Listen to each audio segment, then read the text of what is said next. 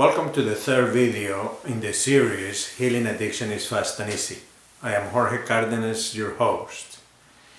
In the first video, I introduced to you a force called the creative force. And we call it the creative force because it gives you results, it gives you the consequences.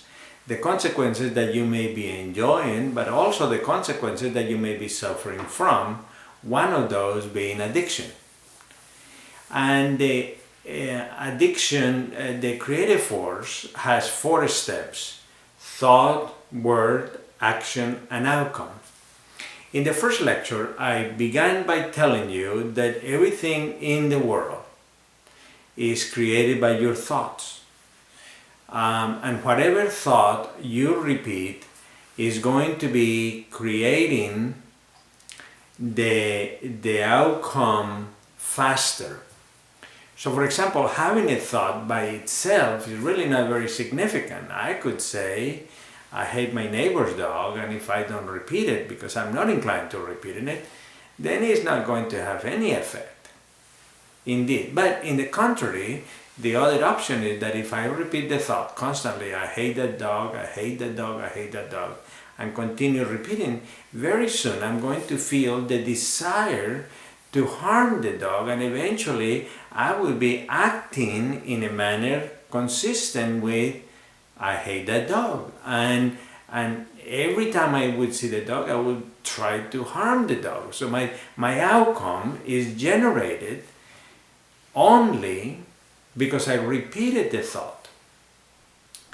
In the second lecture, because this is the third lecture, I introduced you to something that I call the Cardenas Law, but really it's not because I came up with it, it's just that it's a manner by which you're going to memorize the process. And what it reads is that your brain only lets you choose the actions that fulfill the thought. And so, for example, I remember when I was close to 240 pounds and I was not aware of this process. I was a doctor already. My mother had died of diabetes consequences of the diabetes. And I found myself unable to lose weight in spite of all the knowledge that I had.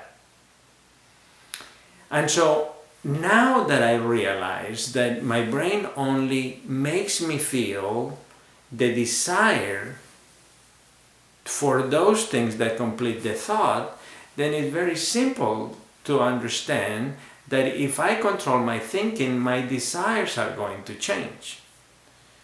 In this sense, for example, if I repeat, I'm an alcoholic, and I repeat the thought, which is the second step, eventually the outcome can be predicted that I will become an alcoholic.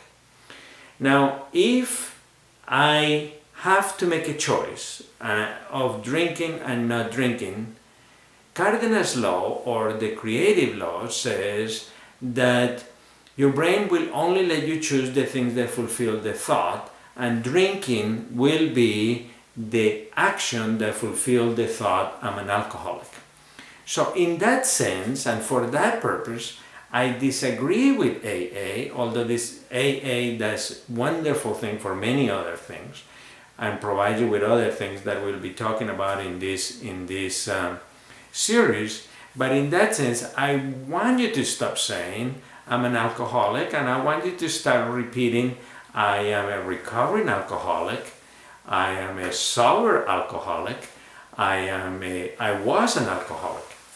When you begin to repeat a different thought, well, we can predict that the outcome is going to be different and your actions are going to be different. In today's lecture, I want you to realize, and the purpose of this lecture is your reality. I want you to realize that everything that surrounds you and everything about you, everything that you are, everything that you hope and you dream, everything that has happened to you and will continue to happen to you is the consequence of your thinking. And not everything that has happened to you is negative, so we don't have to change those thoughts, because for the most part, I have found in my experience in dealing with addiction that addicts have a heart of gold. They are really neat and caring people. So no, I don't want to change everything about you. I just want to change some of the thoughts that are causing your reality, those things that are negative and destructive, so we can improve the outcome. And so, for example, if you look around the room you are, just let your eyes wander a little bit. If you see, for example, a curtain, we know that the curtain began as a thought. If you see pictures, framed pictures, you are going to see that they began as thoughts. If you see around and you see furniture, the desk began as a thought, the chair began as a thought, the bookcase began as a thought.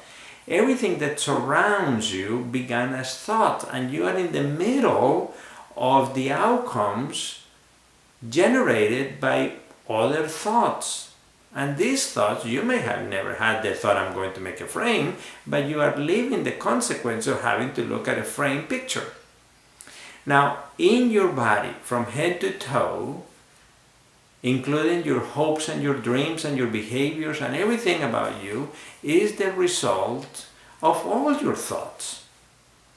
To explain this, I want to explain to you a very neat concept called the fields of thought, the effect of thoughts. And what I mean by this is that, for example, if I am thinking about your hair, I am not thinking about your feet. And if I'm thinking about my hair, my eyes are insignificant to that. And so, for example, if I say I like long hair, then I suspect that eventually I will think that I look better with long hair. And that thought is going to have the field of action of only the length of my hair. Now, if I say I like blonde hair, then blonde hair is going to be the outcome because I repeated it. And so I can add those two thoughts, I like long and blonde hair, and eventually I will become that. That's clearly not the example for my look at this point, but I'm just using it as an example because I simply enjoy the fact that I have gray hair and it happens to be short because I like short hair. It just bothers me when my hair gets long. Now, in this case, I can say I love short hair, or I can say I hate long hair, and the outcome is going to be very similar. It really doesn't matter how you express a thought to give you the outcome, because the outcome is going to be very similar to one another.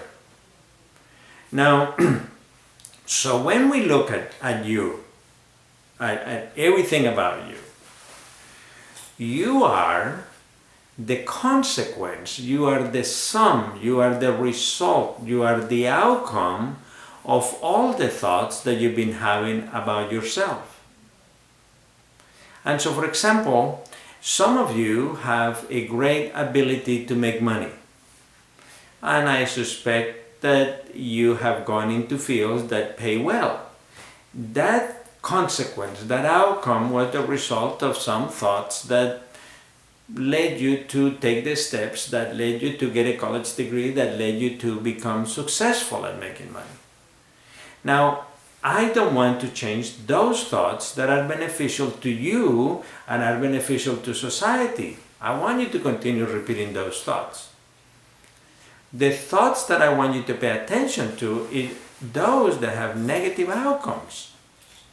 And so some of the negative outcomes are very destructive, not only to you, but to those that surround you. Now, if I say I like to get drunk, the outcome is that I am not going to care what my family says, and I am not going to care what consequences I have. It simply becomes true regardless of the consequence. Now, I want you to know that when I was near the 240 pounds and I was saying I'm so fat, I had the knowledge that what I was doing is wrong. Indeed, I can almost suggest with certainty that no addict lacks the knowledge that what they are doing is destructive. You have that sense inside of you that tells you, because it's based on knowledge. I want you to realize that what I am trying to explain to you is about a force called the creative force that is giving you the consequences, the behaviors that lead to the consequences that you're suffering from now. As a force, this creative force is far more powerful than your knowledge. Although knowledge is a force, it's a very weak force and it has never been able to change your behavior. In the same time, I could use another force called fear, and I can tell you that if you do it again, I'm going to put you in jail, or that you're going to die, or that you're going to lose your children, or whatever fear image I want to create, I can tell you that. But fear as a force is also a very weak force, and it will not change your behavior. If I could give numbers to these forces, and I would give knowledge a force of 1, I would say fear is probably a force of 2. We are talking about force in the range of 1,000,000 for the creative force. It's going to force you to do even the things that you hate to do. And that's what I am trying to for you to understand, that all of those things about you, all of those behaviors that you do are caused by the thoughts that you keep on having. As an example, some thoughts that you may have is, I don't care about you. I don't care about the consequences. And if I keep on repeating that thought, then it's going to become true. If I say the consequences don't matter, then my behavior becomes reckless. If I say I am the black sheep of the family, then I become the black sheep of the family. If I say I'm a loser, I am going to become someone that society would consider a loser. And so what I want you to realize is that whatever your reality is, from the color of your hair to the size of your feet to everything about you, to your behaviors, are the consequence of all the thoughts that you have about yourself. And so it is impossible for you to change the behaviors and thus the consequences unless you begin to recognize the thoughts that you've been having. And for example, if I were to use the thought, I cannot live without my wife, and she left me, my life will be ruined. Now, my life will be ruined just because I said it. I have control over the consequence because the thought becomes the consequence. The thought becomes reality. Now, if I choose a different thought and I say, I have learned to be happy in any situation, or I am happy all the time, that also becomes true. And if it just happens that my wife left me or she died, then my reality, I'm happy all the time, is not going to change in any significant manner. And so what I want you to realize is the exercise for today is that I want you to think about every single thought that you are having, because that explains your actions and that explains the outcomes that you are living at this point. And again, some of those are nice outcomes and others are negative outcomes, like the addiction which we are trying to change.